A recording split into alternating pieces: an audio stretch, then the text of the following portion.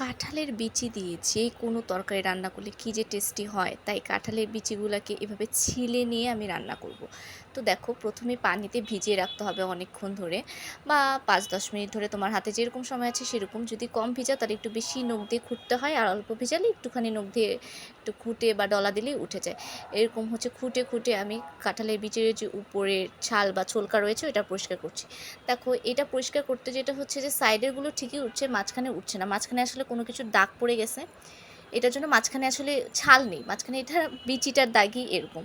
So আমি চতুর সাইডে পরিষ্কার করে নিলাম, নিয়ে হচ্ছে এগুলাকে আরেকটা আলাদা বাটিতে রাখছি। আর পানিতে যে ভিজিয়ে রাখছি ওই পানিতে এবার একটু পর হাত ধুচ্ছি, কারণ ছোলকাগুলো না হাতের সাথেও লেগে যায়, সেটা যাতে ছড়ানোর জন্য আবার বারবার কল ছাড়বো, তাই ওখানে হাতটা ভিজিয়ে ভিজিয়ে ধুয়ে নিচ্ছি। এই যে এখানে আরও একটা কাঁঠালের বিচি নিলাম, দেখেছো যে এক সাইডে এরকম কালার হয়ে আছে, আর আমার হাত না সামহাও কেন জানি মানে লেগে লেগে যাচ্ছিলো আঙ্গুলগুলো, এগুলো খুঁড়তে খুঁড়তে।